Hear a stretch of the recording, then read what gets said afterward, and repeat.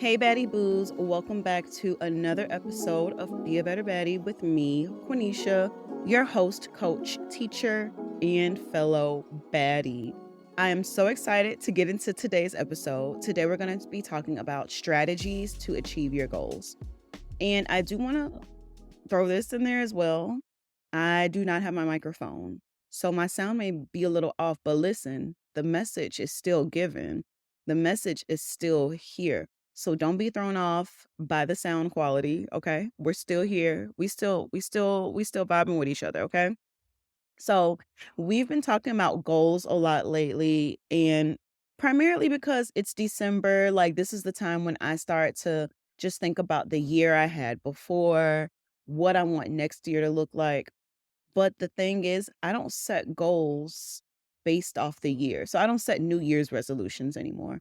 I used to be a huge New Year's resolution stickler. And that's because I just love setting goals and I figured that was the way you did it. And I found myself year after year not completing my goals, or at some point I get stuck, right? Because the purpose is you set this goal in January and then by December, you should have achieved it. The problem with that is one, sometimes it doesn't take you that long to achieve said goal. Second issue is that sometimes the goal would just be too big and I didn't take the time to break it down and actually figure out what it means to achieve that goal. So today we're going to be talking about strategies to actually achieve your goal, right? We can set the goal, but how do we turn them into reality? I want to explore some strategies that can help you crush your aspirations and help you actually make your dreams a living, breathing part of your life. Last week, we talked about the first step, how to move from conception to finalization of forming a goal and making the first move to this point. We need to figure out how to keep the good fight going. I'm going to split this into two parts because I believe that there are certain mindsets that you should have to achieve your goal. And then there are certain practices that you need to implement. So let's jump into it with the mindsets. Alrighty, so I want to start off with something strong and something I guess we don't typically think about. Don't be desperate.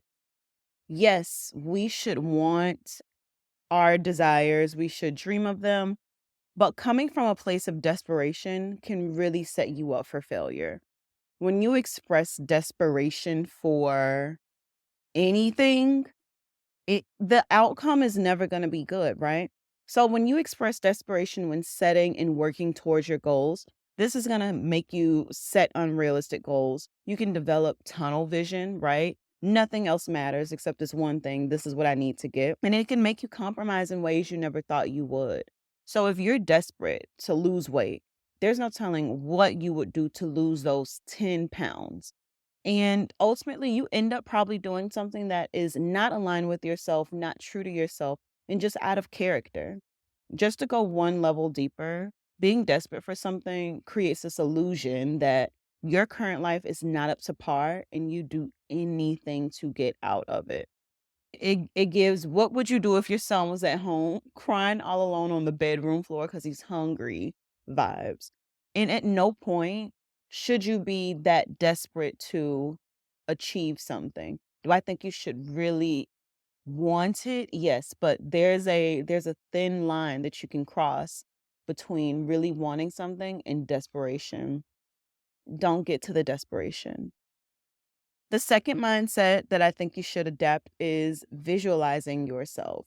Just getting into the habit and the practice of visualizing your goals using words or images or even in your mind. That's powerful. Like visualization, I've talked about it in my rebrand process podcast. So when I started my rebrand, I drew a stick figure representation of myself and I just wrote down all of the things that I wanted this version of myself to be, right? The hobbies, the mindset, the attitude, the physical attributes, everything that I wanted this this version of Quenisha that I see as my favorite version of myself, I put there.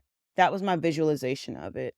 Other visualization practices I would do when I'm laying in the bed at night or when I wake up early in the morning, I just think about anything, right? I can think about myself on a stage doing a live podcast.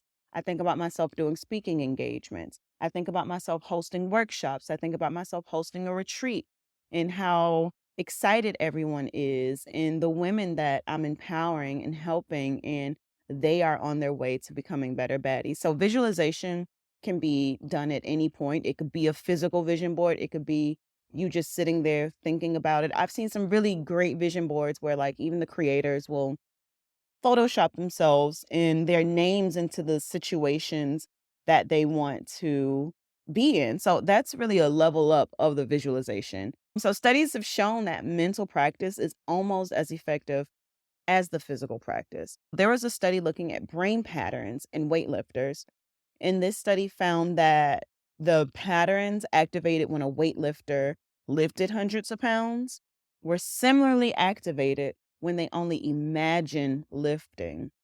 So, picturing yourself achieving these goals can make it more likely that you'll achieve the goals because you've already seen yourself doing it. Like, if anything, you just need to live life in between to get there and take the steps. Your mind is so powerful. The things you think, they manifest. When we think about the life we wanted to live as an adult when we were a child, if we're living that life right now, that's a product of our mindset, us visualizing and us just waiting until we got to that point. As an adult, it can be pretty hard to, I guess, believe that something bigger is coming because we've been we've been bogged down with adulthood essentially. So if you can believe it, then you can achieve it. The fact that you can actually believe something shows that it is within your grasp. The final mindset that you should adapt to help you achieve your goals is be flexible. If your initial approach isn't working, do not be afraid to pivot. The journey may take unexpected turns, and that's okay. Embrace the detours as part of your growth, and that's why I believe in flexible goals. Anything can happen, and we'd be foolish not to anticipate any challenges along the way. Make sure you remain open and ready for change in general because that's just what's going to set you up for success. So many people think that being flexible on your goals is a sign of like weakness or passivity. But I think it's actually you being proactive and strategic and practical, which are all traits that you need to achieve your goals. So the only thing constant in life is change. Why not learn how to adapt to change? Again, you are a fool to believe that once you set a goal, nothing will come in between you and said goal. All that being said, being flexible is not a sign of weakness or failure. It is a strategy to achieving your goals. So we're going to jump into the practices now. Now, you can have all the best mindsets in the world, but if you don't actually put anything to practice, then it doesn't matter. So, let's get into our practices. Number one is break it down. Break it down. I've referenced this earlier in this episode at the top. Large goals can be so overwhelming, so chop them up into smaller, manageable tasks. If one of my goals is to get a promotion, I'm going to break that down and come up with my actual goals, right?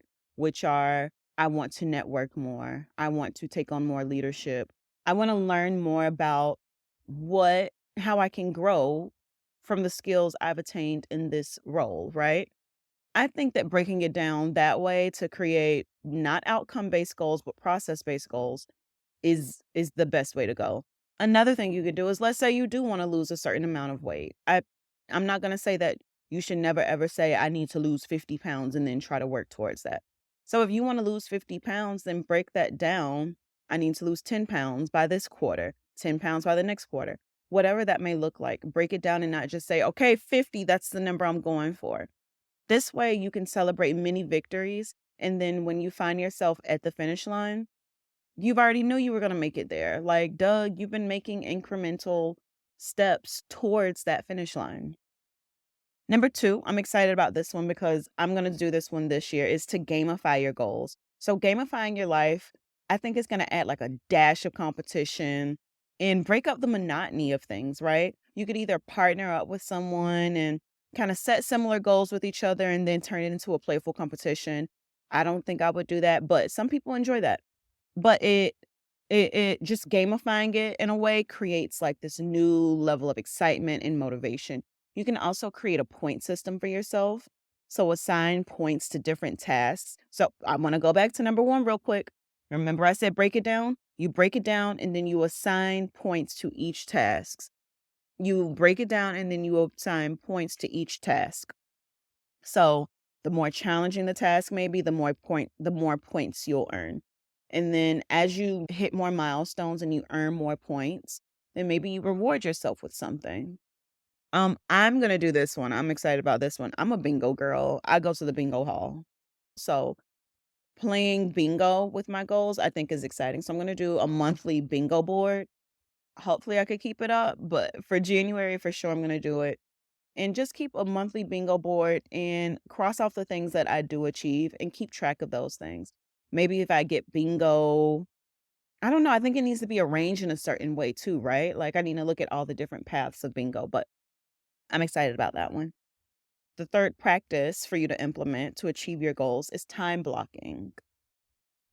Time blocking can be a bit overwhelming because technically, time blocking is a practice of you scheduling every moment of your day.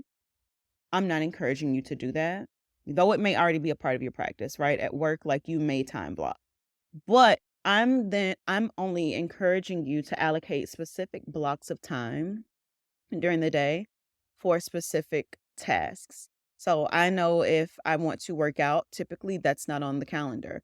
Put workout on the calendar so that it is not something that you ignore the same way you don't ignore this meeting with someone at this time. This is going to help you prioritize and dedicate focused time to work on your goals. So in plain terms, the thing you don't have to do necessarily, put it on your calendar with the other things that you need to do so you'll do it. So there you have it. 6 different strategies you can implement when your goal process starts to feel a little stagnant. It's important for you to experiment, of course, and find out what works best for you. These unique techniques hopefully will offer alternative approaches to goal achievement and help motivate you throughout your process. Let me know which one of these you are going to do. If you're listening on Spotify, you can just go to that little box and say, I'm going to try this. Or if you rather just go to Instagram and comment under the post for this one, let me know that as well. All right. Well, I will see you all later. I hope you have a positively productive, self-loving day. And that's it for me. Bye.